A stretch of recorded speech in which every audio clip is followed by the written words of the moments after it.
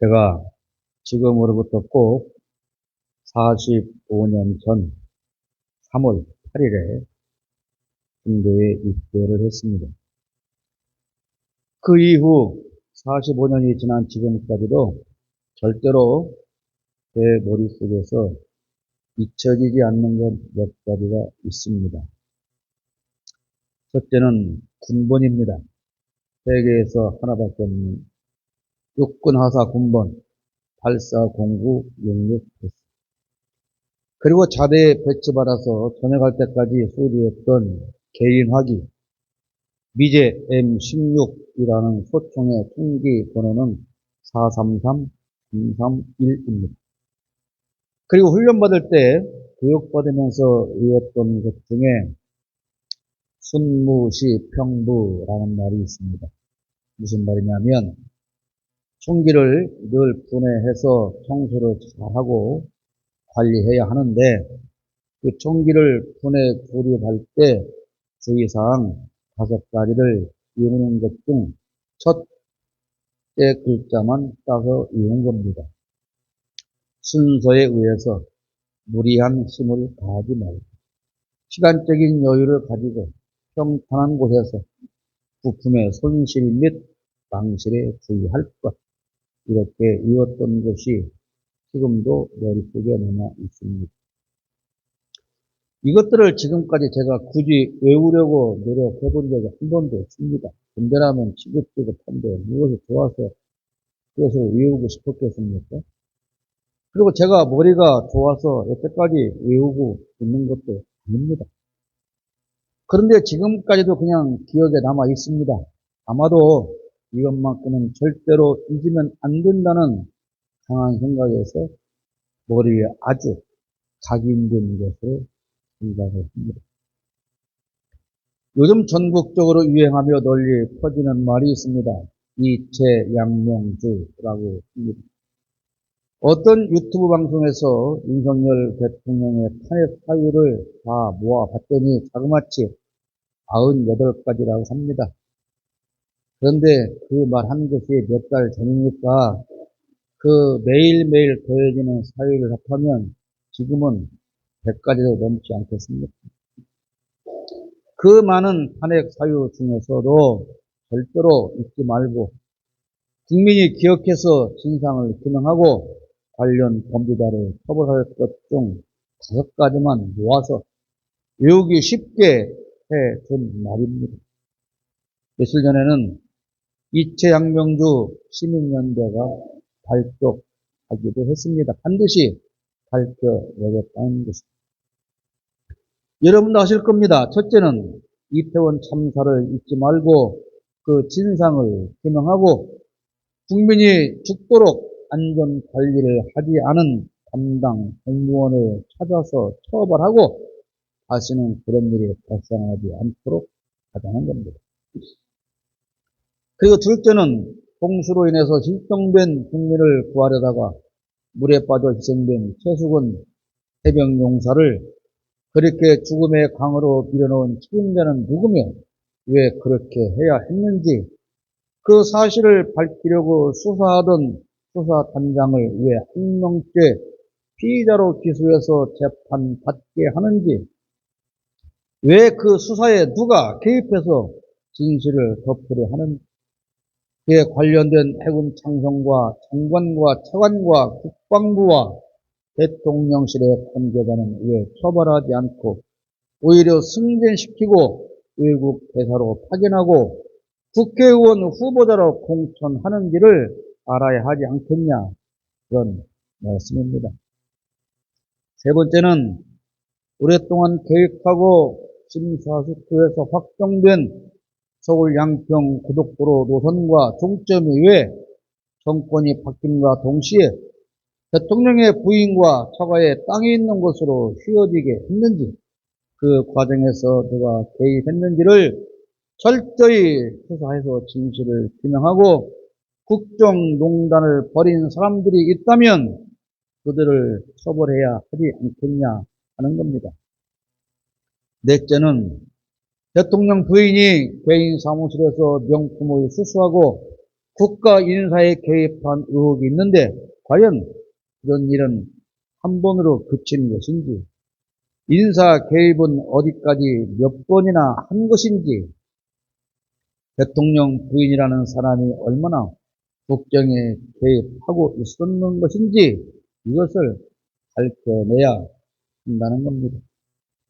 다섯 번째는 대통령의 부인과 장모가 주가 조작에 가담한 주범이라고 하는 사실이 다른 종범들의 수사와 재판에서 다 밝혀지고 있는데 왜 대통령의 부인은 한 번의 수사조차도 하지 않느냐. 그렇게 부당한 방법으로 모녀가 얻은 불법 수익이 23억 원이나 된다는데 당장 수사해서 처벌해야 하는 것 아니냐는 겁니다. 최소한 이 다섯 가지는 절대로 대한민국 국민이라고 한다면 잊지 말고 투표장에 가자고 하는 것이며, 다음 22대 국회에서 반드시 특별법과 특검법을 만들고 국정조사를 통해서 그 진실을 밝히고 처벌해야 한다는 겁니다. 오늘 4월 첫 번째 주일을 기준으로 거꾸로 올라가면 지난 주일은 부활절이었고 그 전 한 주간은 고난주간이었고 그 전주는 종려주일이었고 그 전 40일간은 사순절로 보냈습니다. 오늘 우리 예수 믿는 기독교인에게 이런 절기들은 과연 어떤 의미가 있을까요? 하나님의 아들인 예수께서 이 땅에 아기 예수로 오신 성탄절을 맞으며 하늘엔 영광, 땅엔 평화를 노래합니다. 그리고 사순절을 맞으며 육신의 향락을 절제하고 주님의 고난에 동참하자고 합니다. 종려주일을 맞으며 성찬식을 합니다. 고난주간 동안에 한 끼 금식이라도 하면서 주님의 십자가 고통을 체험한다고 합니다. 이른바 성금요일엔 눈물을 짜내며 저쪽 하늘 붉은 노을 웬 말인가 날 위하여 주 돌아가셨나 이런 노래를 애절하게 부르는 것이 주님의 고난에 동참하고 그분의 죽음을 기념하는 것일까요? 예수님의 죽음이 값진 것은 다른 사람들을 위해서 돌아가셨기 때문입니다. 본인이 무엇을 잘못해서 죽은 게 아니고 잘못이 많은 다른 사람들을 위해서 전혀 잘못한 것이 없는 예수께서 돌아가셨기 때문에 그 죽음이 값진 것입니다. 소외된 자를 살피고 불의에 항거하며 기득권과 싸우다가 억울하게 돌아가셨기 때문에 예수님의 죽음이 값진 것입니다. 그리고 그렇게 억울하게 돌아가신 예수님을 하나님께서 부활시키셨기 때문에 주님의 부활이 값진 겁니다.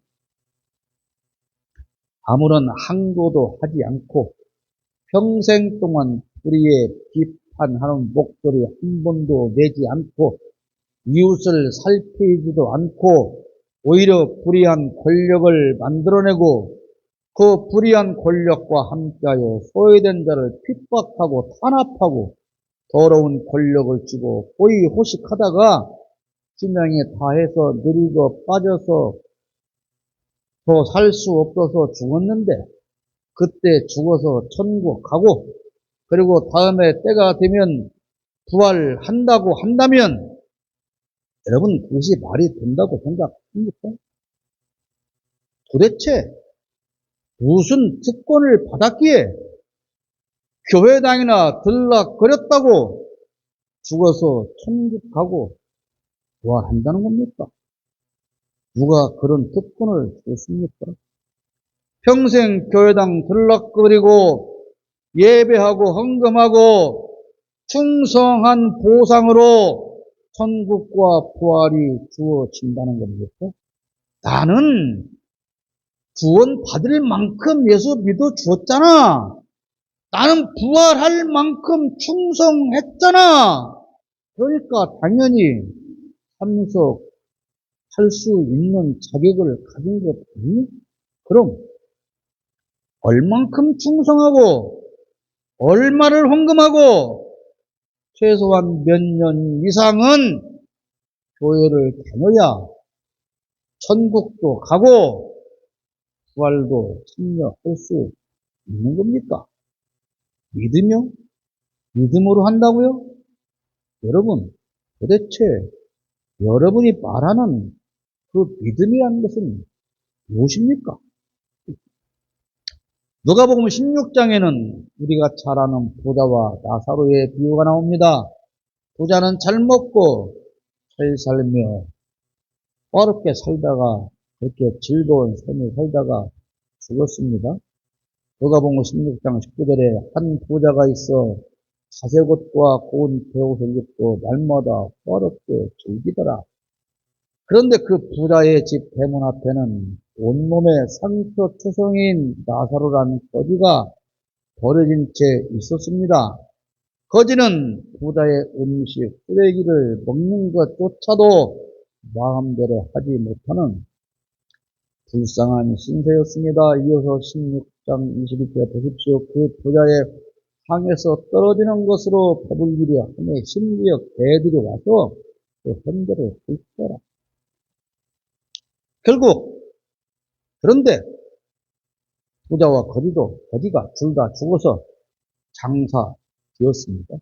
그런데 거지는 아브라함의 품에 안겼고 부자는 음부에 가서 고통을 당하고 있습니다.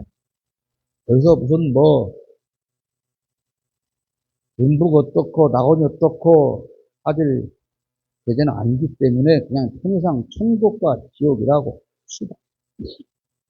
그리고 여기서 중요한 건 이것은 예수님께서 비유로 말씀하셨다는 것입니다. 자, 중요한 건 보십시오. 이 성경 본문에 거지가 예수를 믿었다 그런 말이 있습니까? 거지는 가난하지만 그렇게 비참하게 살았지만 그런 예수를 잘 믿었다 그런 말이 있습니까? 아니면 부자는 그렇게 잘 살았지만 그런 예수를 안 믿었다 그런 말이 있습니까? 없잖아요? 그런데 왜 거지는 천국에 가서 위로받고 왜 부자는 지옥에서 고통을 당한다는 겁니까? 여러분 이거 이상하지 않습니까? 예수 믿으면 천국 가고 예수 안 믿으면 지옥 가는 거 맞지 않습니까? 그런데 이 사람들은 예수를 믿었다는 말도 없고 안 믿었다는 말도 없어요. 그런데 왜 누구는 아브라함의 품 안에서 위로받고 누구는 음부에 가서 고통을 받냐 말입니다. 여러분 이 부자의 죄는 무엇입니까? 무엇일까요? 가난한 자를 버려진 자를 돌보지 않은 죄입니다. 마땅히 위로해야 할 사람을 위로하지 않은 것이 그가 지금 죄입니다. 거지가 그러면 선하게 살았다는 말이 있습니까? 없잖아요. 다만 거지는 버려져서 아무의 위로도 받지 못했다는 것 뿐입니다. 그럼 부자가 거지를 돌보진 않았어도 예수를 잘 믿었다면 구원 받았을 것이다. 그런 말입니까? 그럼 거지는 위로받지 못하고 그렇게 버림받은 삶을 살았는데도 불구하고 예수를 안 믿었다면 지옥에 갔을 것이다. 그런 말입니까? 여러분, 이 비유의 핵심은 어떻게 하면 구원받고 버림받냐 그게 아니고 이 비유의 핵심은 위로에 관한 겁니다. 부자가 예수를 잘 믿는 사람이었다면 거지를 버려줬을까요? 설령 오늘의 말로 부자가 정말로 믿음이 좋은 사람이었고 복을 많이 받아서 그렇게 하나님께 충성해서 부자가 되어진 사람이고 인간성이 좋은 사람이라고 해도 그가 거지를 버려준 것은 잘못이라고 말입니다. 그것이 범죄라는 사실입니다. 믿음이 좋으냐 아니냐 그것이 아니고 소외당하고 버림받고 위로받지 못한 사람을 우리는 위로하고 있느냐 그런 말입니다. 마땅히 너희가 위로해야 할 사람을 위로하지 않았기 때문에 내가 그를 위로하는 거야. 내가 잘 먹고 잘 살고 있을 때 고통받는 사람을 위로했기 때문에 너는 죽어서 고통을 당하는 거야. 저는 오늘 장로교의 핵심인 이신득의에 관한 교리를 교정하려는 것이 아닙니다. 예수 천국, 불신 지옥의 공식도 부인하지 않습니다. 그러나 중요한 것은 도대체 그 구원받고 부활에도 당연히 참여할 그 믿음이라고 하는 것은 대체 무엇이냐? 그리고 그 믿음은 어느 기준에 맞춰서 누가 심사하냐? 그 말입니다. 그저 내가 믿습니다.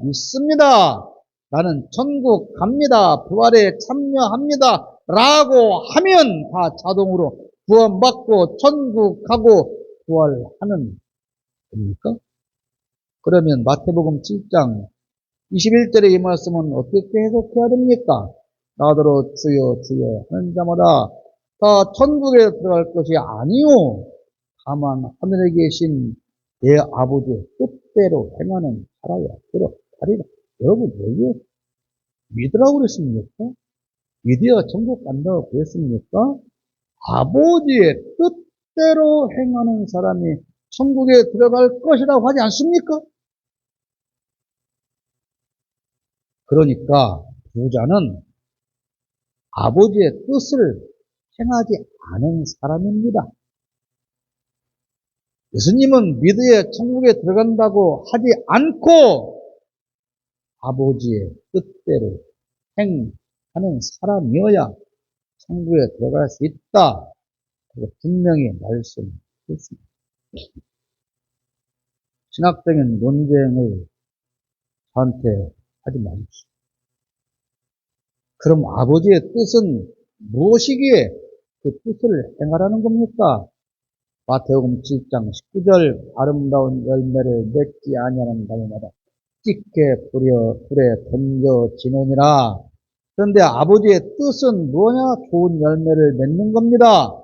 그럼 좋은 열매는 어떻게 구분합니까? 마태복음 7장 18절에 좋은 나무가 나쁜 열매를 맺을 수 없고 못된 나무가 아름다운 열매를 맺을 수 없느니라. 열매는 뭡니까? 행실을 말합니다. 그럼 어떤 행실이 좋은 열매입니까? 마태복음 7장 12절에 그러므로 무엇든지 남에게 대접을 받고자 하는 대로 너희도 남을 대접하라. 이것이 율법이요 선지자입니다. 그래서 율법의 완성은 누굽니까? 예수님 아닙니까? 선지자는 누굽니까? 예수님입니까? 아버지의 뜻을 행하고 그리고 천국에 이를 수 있는 좋은 열매는 그러므로 뭐다? 남을 대접하는 것이다. 그런데 부자는 거지를 대접하지 않았다 그 말입니다. 부자는 거지를 대접하지 않았기에 아버지의 뜻을 행하지 않은 것이고 그래서 거지가 위로받지 못한 것처럼 부자는 이제 대신 음부의 고통에서 위로받지 못하고 있다. 그것이 예수님이 이 비유를 통해서 우리에게 주시는 말씀입니다. 대접한다는 것은 지난주에 먹이다와 치다로 제가 구분해서 말씀을 드렸는데요. 대접한다는 것은 그저 단순히 먹여 그런 것을 말하지 않습니다. 배고프겠네 하나 먹어봐. 그것이 하나님의 뜻을 행하는 대접이냐? 그렇지 않습니다. 지극정성으로 돌보는 것을 말합니다. 여러분 양을 친다면 그 양이 병들었다면 어떻게 해야 됩니까? 그 양이 늑대의 공격을 받아서 상처를 입었다면 어떻게 해야 됩니까? 지극정성으로 돌봐야 하지 않습니까? 그것이 바로 대접하는 것이고, 내가 이웃을 대접할 때 마치 예수님께 대접하듯 그렇게 지극정성으로 대접해야 한다는 뜻입니다. 그것이 무엇입니까? 아버지께서 원하는 행함입니다. 그런데 부자는 그렇게 하지 않았다 이 말이에요. 물론 부자가 먹고 난 음식, 상에 남은 음식 쓰레기를 던져 주었죠. 그것도 먹인 건 맞는 거 아닙니까? 그러나 하나님은 예수님은 그걸 먹이고 대접했다고 인정하지 않잖아요. 여러분은 구원받은 천국 백성이고 부활에 참여할 성도가 맞습니까? 그렇게 믿습니까? 그렇다면 지금 여러분은 아버지의 뜻을 행하고 있습니까? 아버지의 뜻이 무엇인지도 모르는데 무슨 백으로, 무슨 특권으로, 무슨 배짱으로 천국이고 부활입니까? 아버지의 뜻을 행하지 않는 건 그럼 왜 그렇습니까? 오늘 본문 14절, 15절의 말씀입니다. 오직 각 사람이 시험을 받는 것은 자기 욕심에 끌려 미혹됨이니 욕심이 일대한 자 죄를 낳고 죄가 창성한 자 사망을 낳는 것. 이 말씀을 들려줄 사람이 여러분 얼마나 많습니까?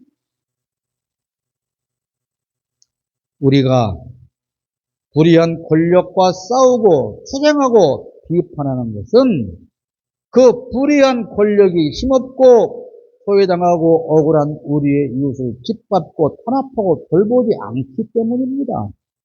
마땅히 돌보고 보살핌을 받아야 할 사람을 오히려 짓밟고 억압하는 불의한 권력이기 때문에 우리의 이웃을 보호하고 사랑하기 위해서, 대접하기 위해서 우리는 그들을 괴롭히는 기득권과 항쟁하고 싸워야 하는 겁니다.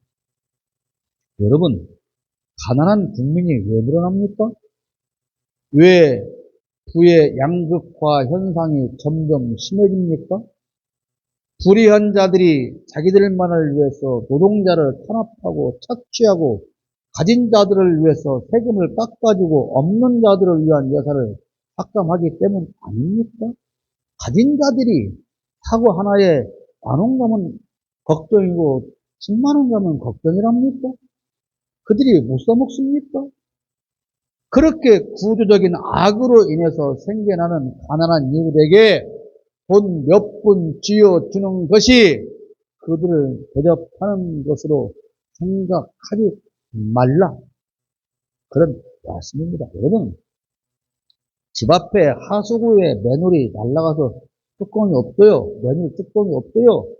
사람들이 지나갈 때마다 빠져요. 아이고, 큰일 뻔했네. 건져주죠. 건져서 닦아도 주고, 상처 왔으면 약도 발라서 보내줍니다. 근데 다음에 또 사람이 지나 또 빠집니다. 아이고, 어떻게 큰일 뻔했네. 건져주지요. 여러분, 그 사랑 맞지요? 그 사랑 아닙니까? 사랑 맞지요? 그런데 왜 어떤 사람이 빠지기 전에 그 맨홀 뚜껑을 덮지 않냐 그 말이에요.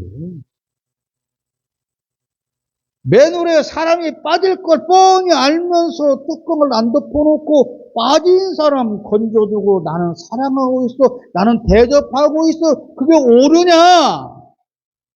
교회는 맨홀에 사람이 빠지기 전에 뚜껑을 덮는 역할을 먼저 해야 하는 것이 교회가 해야 할 사명이다 그런 말입니다. 맨홀마다 뚜껑을 다 열어 제치고 다니는 그런 나쁜 놈들이 나라에 가득한데 거기에 대꾸도 하지 못해 빠지면 쫓아가서 소리나 잡아주는 이게 교회가 할 일이라고. 예수의 사랑을 전했다고. 그게 맞는 겁니까?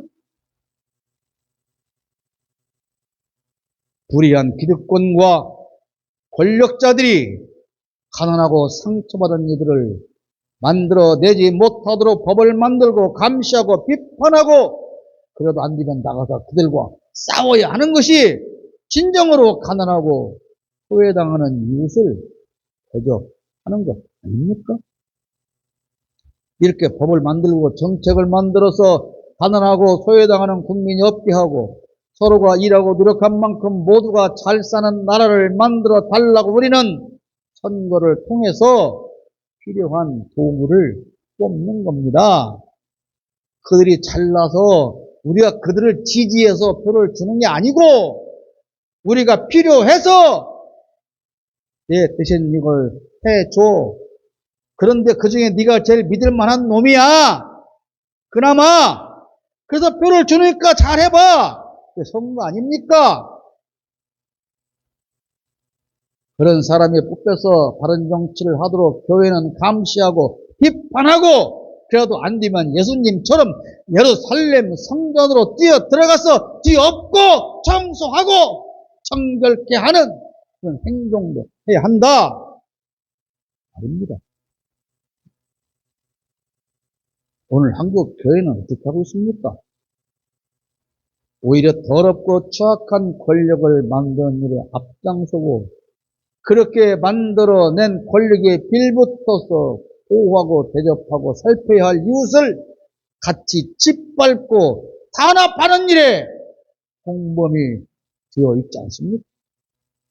만약에 예루살렘에 오신 예수님께서 오늘 이 대한민국에 오셨다면, 여러분, 예수님께서 오늘 한국에 사신다면, 그렇다면 이태원 참사 희생자 가족의 눈물을 외면하실까요?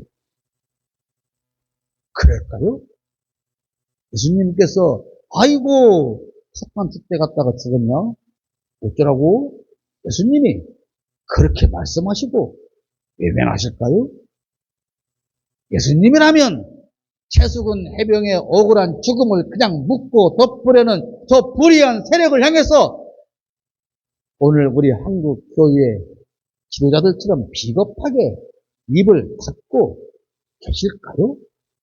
수사를 조작 지시하고 오히려 정의롭게 수사하던 수사단장을 기소하고 주범들을 승진시키고 외국으로 빼돌리고 국회의원 후보를 공천하는 그 독재 권력자를 부활절 연합 예배라고 불러서 강단에 세워서 씹어버리게 예수님은 하실까요?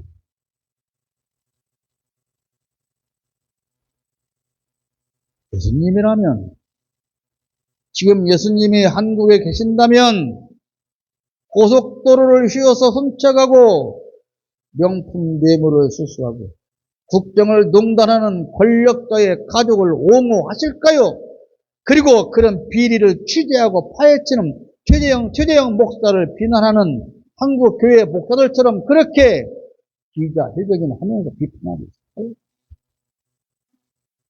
주가 조작으로 23억 원을 챙기고 무당들의 휩싸여서 국정을 농단하고 더러운 이권에 개입하는 대통령의 부인을 감싸고 그 상에서 떨어지는 음식 부스러기를 주워 먹을까요? 예수님이라면 이런 불의한 권력을 가진 대통령을 보호하겠다고 그 정당에 가입하고 그 권력을 지키겠다고 정당을 만들었어요. 예수님이라면 국회의원으로 출마하실까요? 김근수 성서신학교는 1947년부터 제주도에서 3만 명이 학살당했고 1950년 황해도 신천에서만 3만 5천 명이 학살당했는데 이 학살에는 서북 청년단이 있고 서북 청년단은 영락교회 김경준 목사가 배우다 그렇게 주장하는데 이것은 역사적인 사실 아닙니까? 이게 교회입니까? 예수라면 빨갱이로 몰아서 집단 학살을 하겠습니까?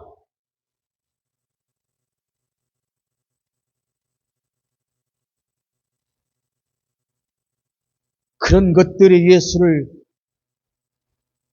집에 담습니까?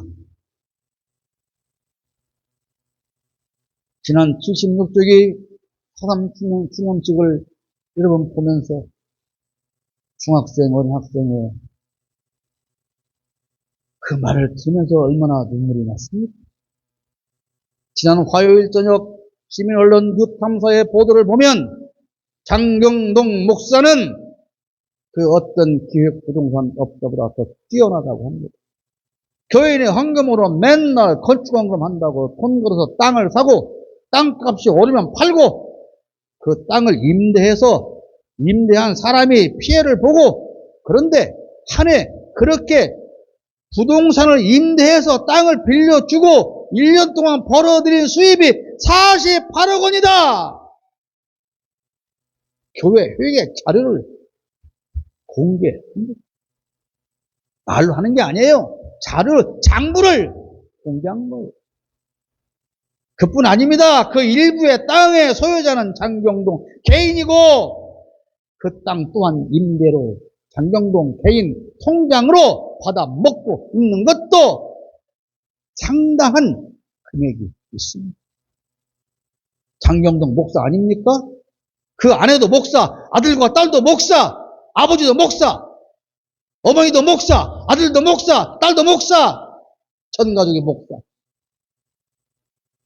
그런데 그 딸은 전광훈이 만든 기독자유통일당 비례대표로 출마했습니다. 장경동은 지금 그 기독자유통일당 대표입니다. 여러분 선거 홍보 자료 받아보셨지 않습니까? 이재명 대표를 테러한 김진성은 전광훈으로부터 세뇌되었다고 합니다. 전광훈이 교사범이다 그런 말은 아닙니다. 대형교회 교인으로서 해외 선교를 열심히 하는 어느 사업자가 경쟁사를 쓰러뜨리기 위해서 모함하는 댓글 부대를 가동했고 그 결과 그 경쟁사는 망했는데 그렇게 해서 돈을 어마어마하게 벌어서 해외 선교도 많이 하고 교회 헌금도 엄청 많이 한다는 그런 사람의 훌륭한 기독교인의 이야기가 지난주 PD 수첩에 담겨있습니다. 내 사업을 키우기 위해서 나보다 더 잘 나가는 경쟁사를 없애버리고 그렇게 돈 벌어서 해외 선교하고 교회 헌금 많이 하고 얼마나 복을 많이 받은 사람입니까 여러분?